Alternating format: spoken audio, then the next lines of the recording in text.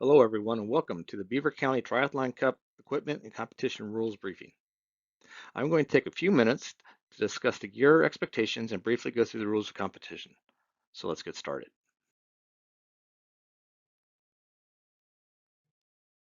This picture illustrates the typical one-piece tri-suit. A woman's one-piece swimsuit is also acceptable. You may also wear a two-piece tri-suit, but it must cover your torso. If your tri-suit has a front zipper, it must remain up during the entire competition. If you have a rear zipper, you may unzip it as much as you like to be comfortable. Aero bars are no longer allowed in draft legal racing. So if you have aero bars, including the shorty style, please remove them before attempting to enter transition. Also, please check your handlebars and make sure those ends are plugged as well. Swim caps and timing chips will be distributed on race morning. Remember, wetsuits are forbidden if the water temperature is 68 degrees or higher.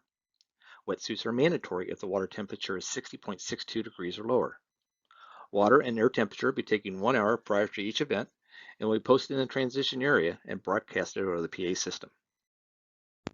Standard road bikes are used in draft legal racing. Bikes with traditional drop style handlebars as shown in this slide. Double check that your bar ends are plugged.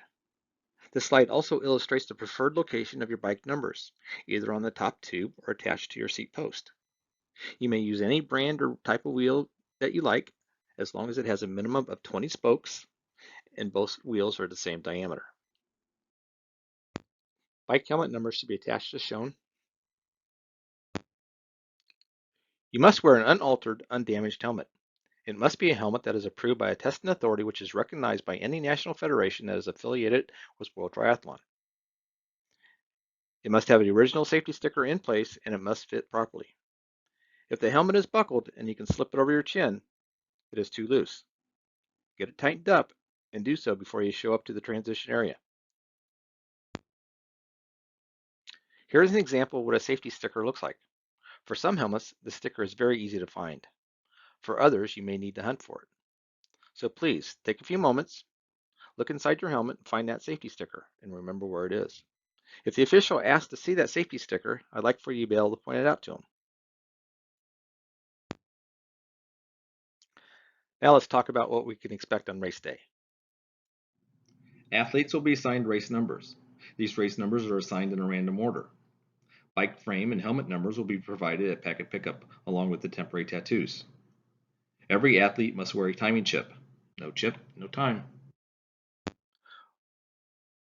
Once again, athletes will be body marked with markers or temporary tattoos as shown here. So on both shoulders, both legs. No race bibs will be provided or worn during the competition, so leave your race belt at home. At check-in, athletes should arrive ready, body marked, bike and helmet numbers attached properly. Officials will do a quick visual inspection of the equipment before the athletes are allowed into transition. Only registered athletes are allowed in transition. Once you rack your bike at your assigned spot, it cannot be removed until the competition begins. Only equipment used during the competition can be left in transition. Also, no marking your spots. So let's be careful of that talcum powder. You've done this a million times, but this is how we'd like your transition area to look like. Nice and clean. Swim caps must be worn and will be distributed in your race packet. Athletes will have a swim warm-up prior to their event. About 10 minutes prior to the start of your event, you'll be called out of the water and lined up in sequential order.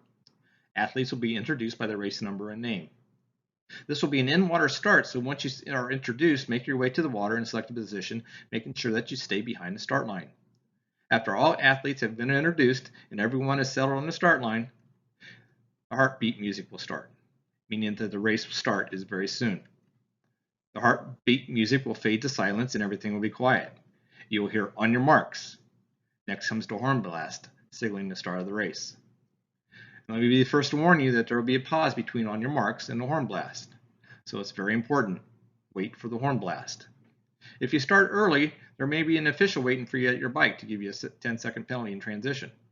If lots of you start early before the horn blast, you will hear several horn blasts and a row of kayaks will move to stop you. Make your way back to the original position and we will restart the race. It has come to our attention that the swim segment has become increasingly more aggressive, and as such, will be monitored more closely by race officials. The video on the next slide shows that type of behavior that will not be tolerated and will result in an immediate disqualification.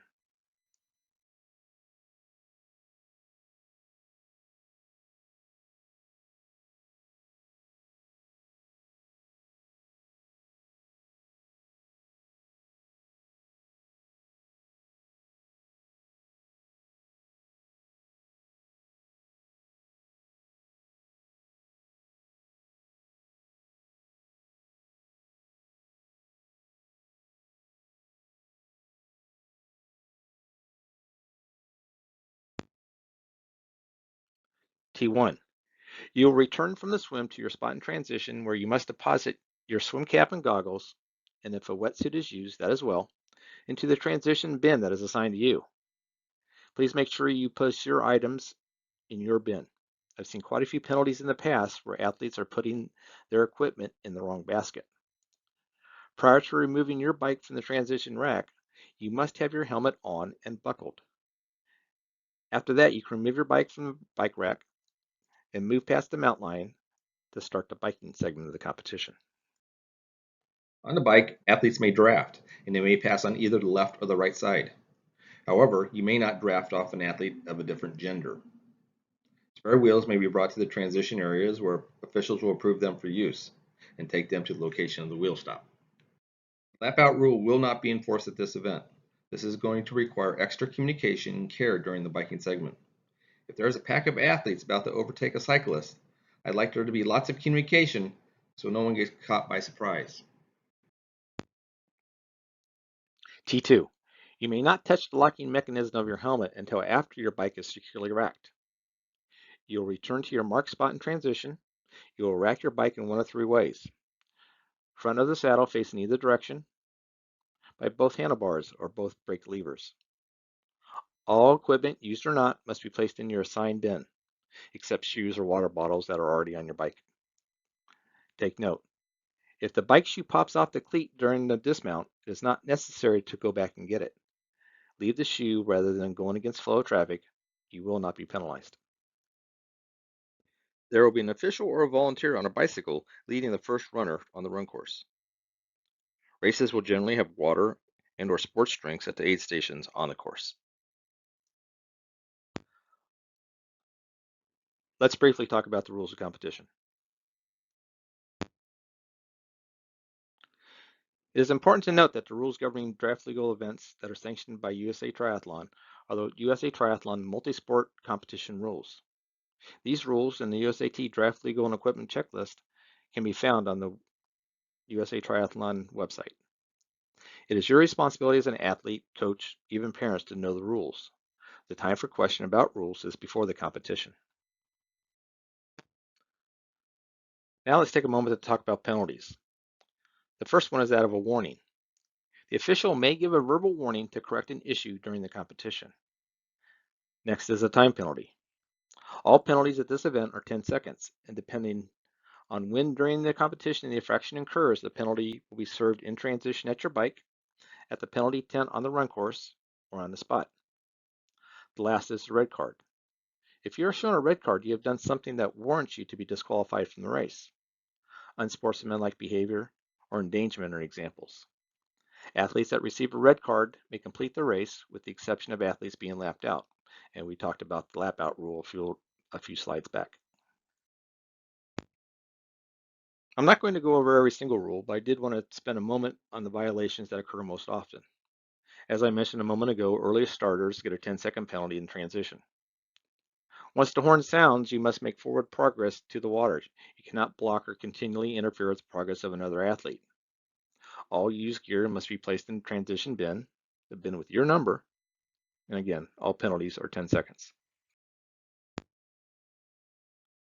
Helmets must be buckled when touching your bike. Get in the practice of doing this before, during, and after the event. Mounting the bike before the mount line or dismounting the bike after the dismount line.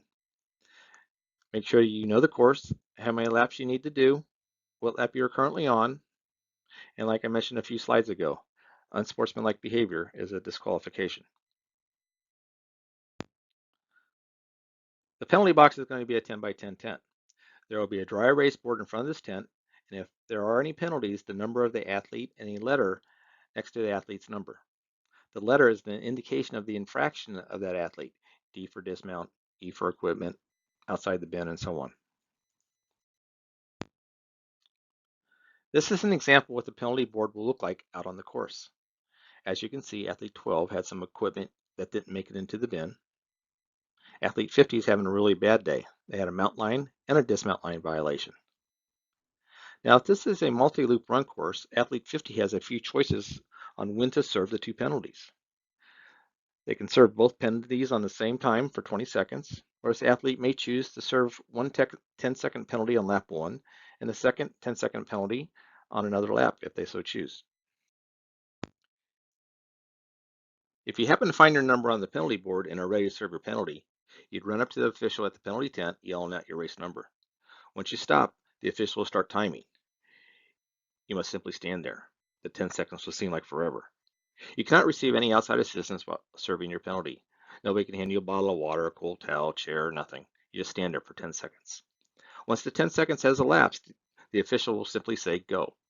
But make sure it's the official that says go, not your coach or anyone else. Only the official has the authority to release you. This is important. Penalties not served will result in a disqualification. Make sure you check the board. Now let's take a moment to discuss the protest procedures. A protest may be filed with the head referee provided it has not been previously observed and ruled upon by the officials. Protests are usually filed against the conduct of an athlete's equipment, an official, or the conditions of the competition. You must notify the head referee within 5 minutes of your finish time your intent to file a protest. The head referee, who will be at the finish line, will provide you with a form to fill out. You have 15 minutes from your finish time to fill out the form and return it to the head referee. This form must be accompanied by $50 cash or check. The requirements for the $50 deposit is more or less a deterrent to prevent frivolous protest. If you win the protest, you will receive the $50 back. However, if you lose the protest, you will not get the money back. Once the form is returned, the protest will be reviewed by the head referee and the competition jury. A discussion and investigation with all parties concerned will occur and a decision will be reached. All decisions on protests are final. If you have any questions, please direct them to the email address below. Timing, results, and awards. This may seem obvious, but the competition is won by the athlete who has the shortest time from the start signal to the moment when the athlete's torso crosses the finish line. This is important, especially if there's a sprint finish. It is the torso of the athlete, not which foot the timing chip is on. Results will be provided, including splits for swimming, T1, bike, T2, running, and the overall time. Awards will be presented for first, second, and third place in each race division. Finally, exceptional conditions. It is important to note that while we always expect to host a triathlon, in some cases that may not be possible due to weather or other unforeseen circumstances. If that is the case, some sort of multi-sport event will take its place, whether it's a duathlon or aquathon or some other two-segment event. The preferred option is the duathlon with the shorter run first. The rules for the replacement event will be followed. If you have any questions, please email me at the address shown below. And thank you and good luck.